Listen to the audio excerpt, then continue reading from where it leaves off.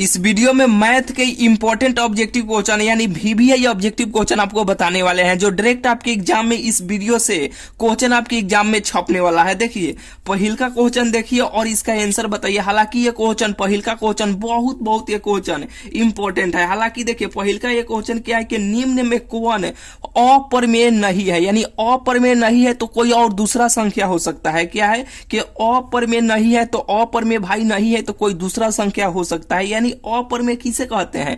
अप्रमेय उसे कहते हैं जो रूट में मान रहता है ना, जो रूट से बाहर नहीं निकलता है, उसी को अप्रमेय संख्या कहते हैं। तो जैसे कि देखिए यहाँ पे उदाहरण नंबर 1 देखिए, जो पहिल का ऑप्शन दिया है √10। √10 को आप ऐसे जो रूट में 10 है इसको आप रूट से बाहर निकाल सकते हैं? नहीं निकाल सकते हैं। तो ये क्या है? ये अप्रमेय संख्या है, बिल्कुल है, ठीक है।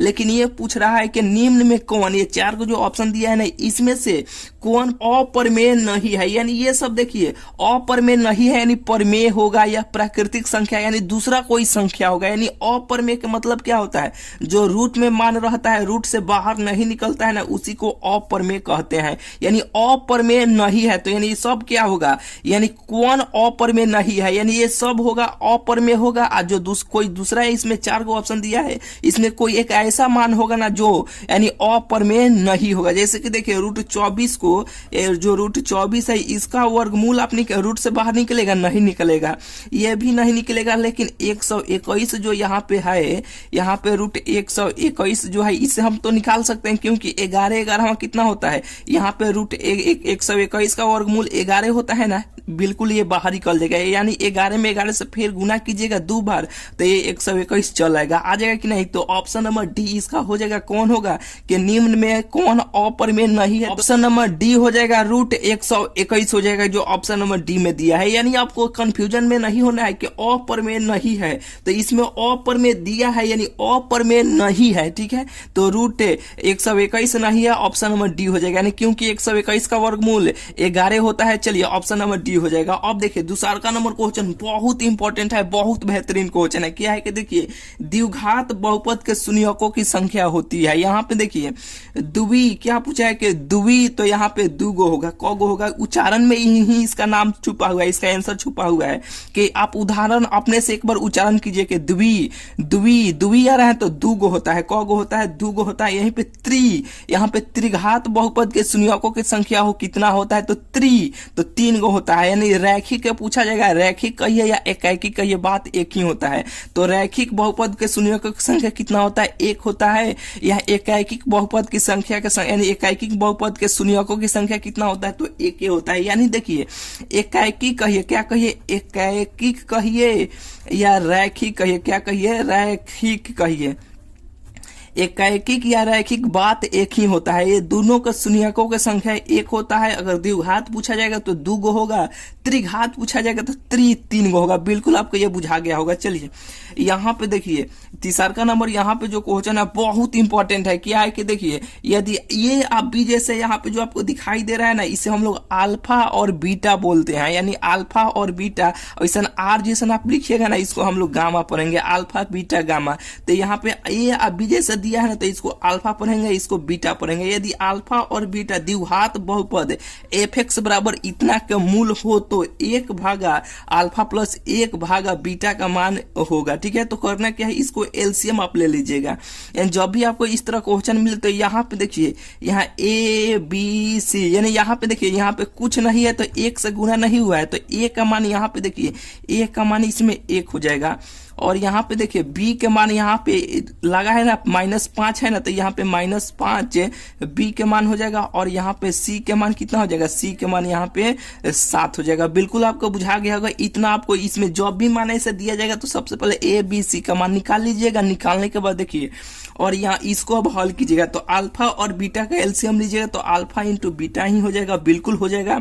अब देखिए अल्फा कट गया तो बीटा बचा, बीटा में 1 से गुना कीजिएगा तो कितना होगा? बीटा ही होगा, ठीक है। प्लस का चिन्ह है तो प्लस, यहाँ पे देखिए बीटा कट जाएगा तो बचा अल्फा, अल्फा में 1 से गुना कीजिएगा तो अल्फा ही होगा, यहाँ पे अल्फा हो जाएगा। देखिए अल्फा प्लस बीटा बराबर -b/a, ये सूत्र होता है। अल्फा इंटू बीटा बराबर क्या होता है? c/a होता है, यही ना होता है। अब इसको ऊपर पलटिएगा, जैसे कि देखिए यहाँ पे माइनस बी भाई ए यानी बटा ए या गुने ए। देखिए ये जो नीचा है ना, यहाँ पे सी बटा ए है, तो यहाँ पे जो भी मान रहता है ऊपर सबसे चल जाता है, तो यहाँ पे सबसे ऊपर ए आ जाएगा और यहाँ पे सी आ जाएगा, तो ए कट जाएगा, बचा कौन, माइनस बी सी। यही ना बचा, तो यहाँ पे देखिए माइनस बी का मान यहाँ पे कितना था, यहाँ पे बी का मान कितना है, -5 है ना, तो यहाँ पे माइनस माइनस क्या हो जाएगा, माइनस माइनस प्लस हो जाएगा, तो यहाँ पे 5 हो जाएगा। और सी का मान कितना है, सी का मान 7 हो जाएगा, यानी 5/7 यही इसका आंसर हो जाएगा, जो ऑप्शन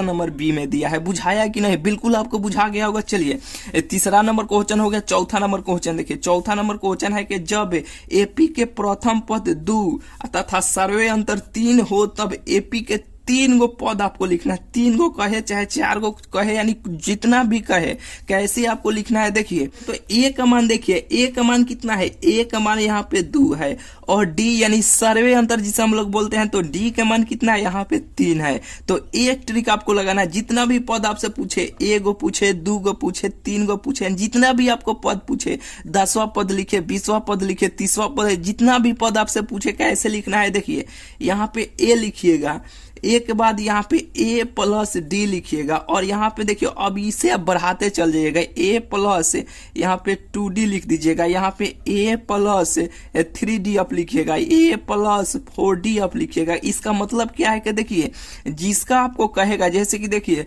अगर यहाँ पे बोला जाएगा कि यहाँ पे अगर आप 10वां पद लिखिए तो ए प्लस 9d लिखिएगा, ए को कम करके आप लिखिएगा। जैसे कि देखिए ये पहला हो जाएगा, ये द्वितीय हो जाएगा, क्या होगा, ये द्वितीय हो जाएगा, ये तृतीय हो जाएगा, क्या होगा, ये तृतीय हो जाएगा, ये तृतीय हो जाएगा, ये चौथा हो जाएगा, क्या होगा, ये चौथा हो जाएगा, ये चौथा हो जाएगा, ये 5वां हो जाएगा, ये 5वां हो जाएगा। यानी देखिए 5वां ये बोला ना, तो 5 गो में 1 को कम करके लिखे। यहाँ पे 10वां बोला गया है तो 10 में 1 को कम करके लिखे, और इसमें ए बी का मान ऐसे बैठाते चल जाइएगा, जितना पूछा जाएगा उतना आप मान निकाल लीजिएगा। ठीक है, जैसे कि ए यानी ए का मान कितना है, ए का मान यहाँ पे 2 है ना, तो यहाँ पे ऐसे 2 लिख लीजिए। अब ए प्लस डी यानी ए प्लस डी के मतलब 2 गो को जोड़ना है और तीनों को जोड़ना है। ए का मान कितना है, ए का मान 2 है और डी का मान कितना है, 3 है, तो 3 गो 2 गो और 3 गो क गो होगा, अब 5 गो हो जाएगा। और यहाँ पे देखिए फिर a प्लस 2d यानी 2d, डी का मान यहाँ पे देखिए a का मान कितना है, a का मान यहाँ पे 2 गो है और प्लस का चिन्ह है तो प्लस, और 2d यानी 2 यानी 2 गुने डी का मान कितना है, डी का मान यहाँ पे 3 है, तो 3 दूना कितना हो जाएगा, 6 गो और 2 गो क गो होगा, 8 गो हो जाएगा, यानी 8 हो गया। और चौथा में देखिए ए का मान कितना है, ए का मान यहाँ पे 2 है, ए का मान कितना है, ए का मान यहाँ पे 2 है और प्लस का चिन्ह है 3, और डी का मान कितना है 3 है, तो 3 3 है 9, और 9 गो 2 गो क गो हो जाएगा, 11 गो हो जाएगा। आपसे जितना पूछा जाएगा उतना आप आराम से आप लिख लीजिएगा। ठीक है, तो यहाँ पे 3 पद तक पूछा गया, तो 2 5 8 2 5 8 यानी ऑप्शन नंबर बी हो जाएगा। 3 गो ना पूछा गया तो 3 गो यहाँ पे हम लोग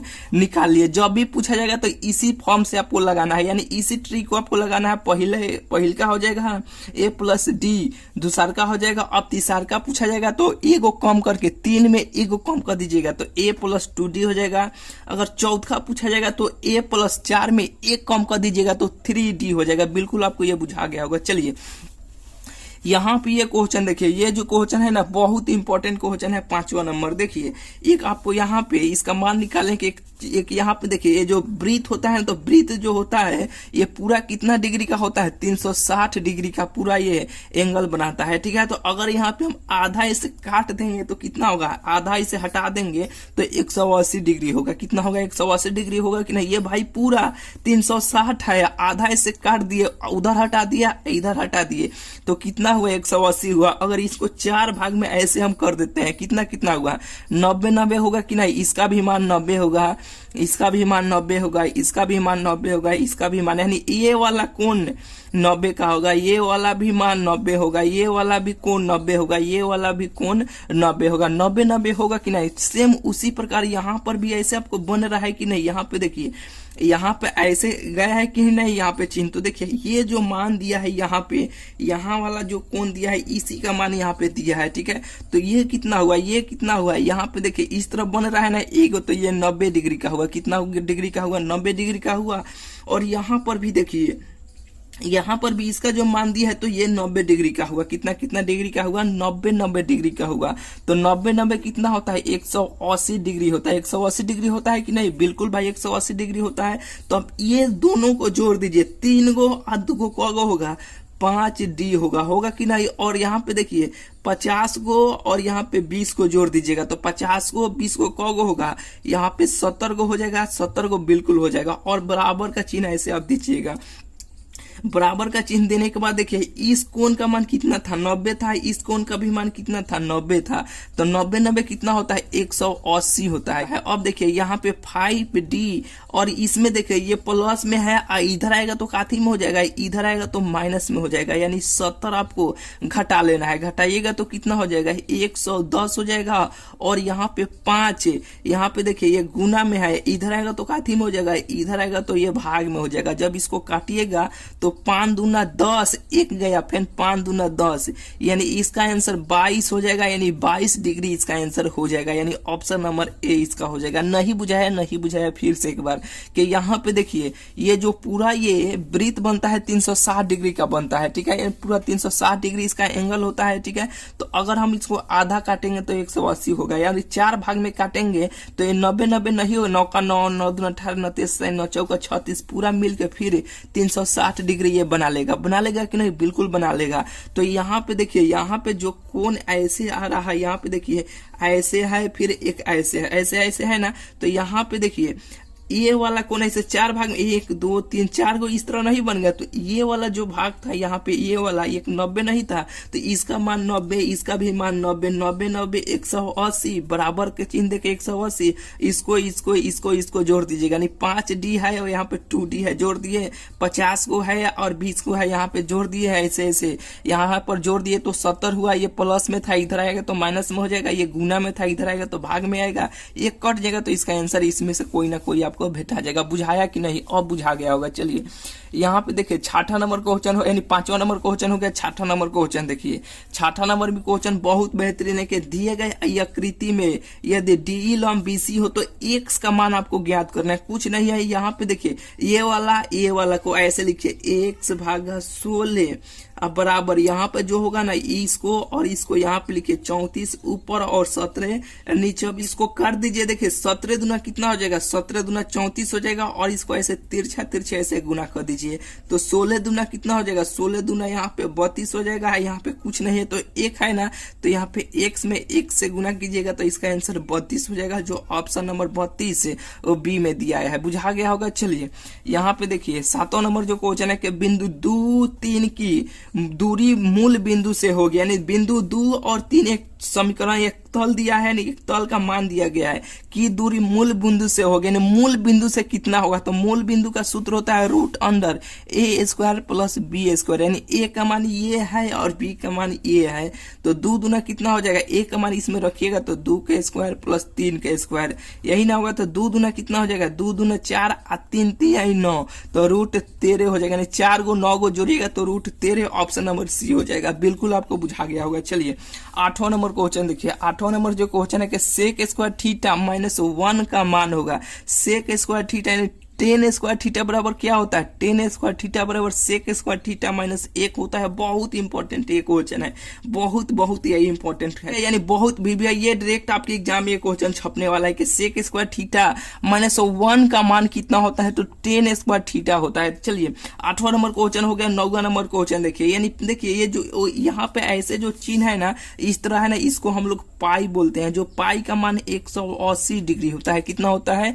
180 डिग्री होता है। और नीचे यहाँ पे देखिए इसका तो मान 180 हो गया, यानी पाई का मान यहाँ पे, ये पाई का मान 180 डिग्री हो गया, ठीक है। और इसमें देखिए नीचे 4 से भाग है, तो यहाँ पे 4 से ऐसे आप भाग भी दे दीजिए और इसको 2 से काटिए तो ये 2 हो जाएगा, ये 90 हो जाएगा। फिर इसको काटिएगा तो ये 45 बार में कट जाएगा। यानी इसको आप काट कुट किए तो यहाँ पे देखिए यहाँ पे 45 आ गया, तो यहाँ पे 45 डिग्री ऐसे आप लिख लीजिए।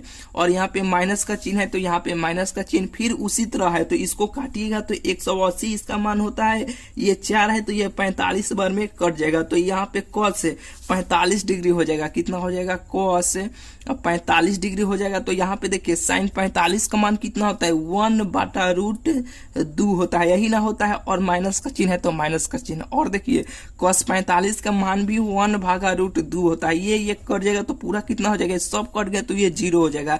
1/√2 माइनस 1/√2 ये कट नहीं जाएगा, बिल्कुल ये कट जाएगा। तो इसका आंसर कितना हो जाएगा, इसका आंसर 0 हो जाएगा, ऑप्शन नंबर बी में दिया है। चलिए यहाँ पे देखिए, यहाँ पे 10वां नंबर जो क्वेश्चन है ना, 10वां नंबर क्वेश्चन है कि यदि 3θ बराबर 90 डिग्री तो cos से थीटा बराबर होगा, यानी cos थीटा बराबर यानी कौन ऑप्शन में होगा। देखिए यहाँ पे ये 3 जो है ना, ये यहाँ पे देखिए गुना में है, इधर आएगा तो काथी में हो जाएगा, ये भाग में नहीं हो जाएगा, तो 1 काटिएगा तो 3 3 9 यानी 30 बार में कट जाएगा, यानी थीटा का मान कितना हो जाएगा, थीटा का मान यहाँ पे 30 डिग्री हो जाएगा। अब जो यहाँ पे थीटा है ना, इसमें अब यहाँ पे थीटा का मान को ऐसे आप रख लीजिए, यहाँ पे 30 डिग्री ऐसे आप रख लीजिए। तो देखिए cos 30 का मान कितना होता है, cos 30 का मान 1/√2 होता है, यही इसका आंसर हो जाएगा जो ऑप्शन नंबर सी में दिया है। बिल्कुल आपको बुझाया होगा। चलिए इसमें देखिए 10 गो ऑब्जेक्टिव क्वेश्चन आपको ये कराए हैं ना, ये 200 क्वेश्चन बहुत बहुत भाई इंपॉर्टेंट है, ठीक है। इसी तरह आपको इस सीरीज को